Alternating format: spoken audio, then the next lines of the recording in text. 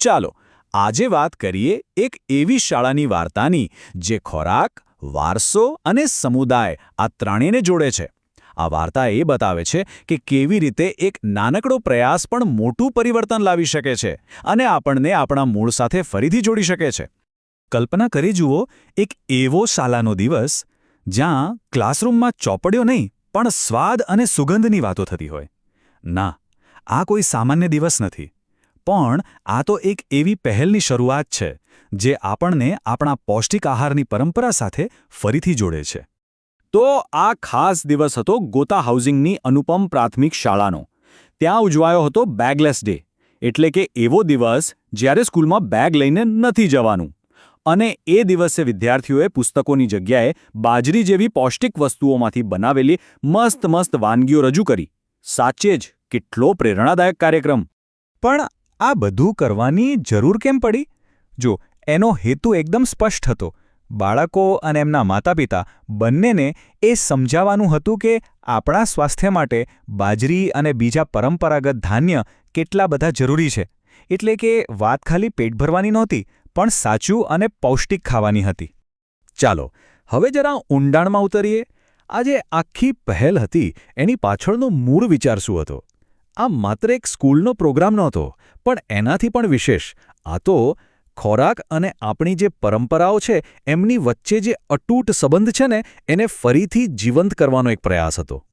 જાણીતા ડાયટિશિયન છે રુજુતા દિવાકર, એમની એક બહુ સરસ વાત છે. એ કહે છે કે આપણી થાળીમાં સાચો ખોરાક એ છે જે આપણી દાદી અને પરદાદીના રસોડામાં બનતો હતો. અને એવું કેમ?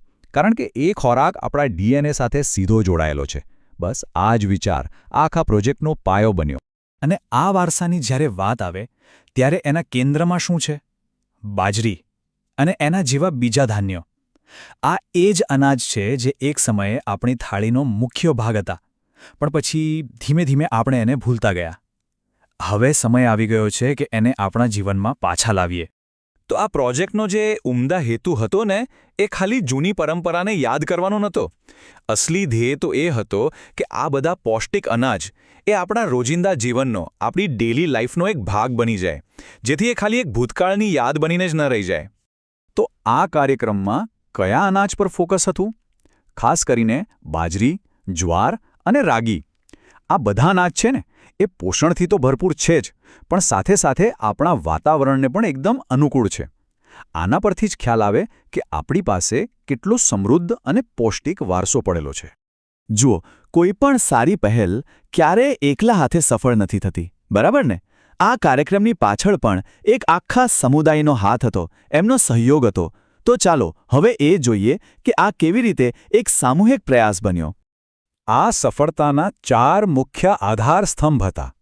પહેલા તો ઉત્સાહી વિદ્યાર્થીઓ, જેમણે ખૂબ જ ઉત્સાહથી આમાં ભાગ લીધો. પછી એમને સાથ આપનારા એમના માતાપિતા, જેમણે એમને સતત પ્રોત્સાહન આપ્યું. ત્રીજું, માર્ગદર્શન આપનારા શિક્ષકો, જેમણે સાચી દિશા બતાવી. અને ચોથું, દૃષ્ટિવંત નેતૃત્વ, જેમણે આ આખા વિચારને હકીકતમાં ફેરવી દીધો. અને હા, આવા મોટા કાર્યક્રમો માટે એક મજબૂત લીડરશિપ તો જોઈએ જ.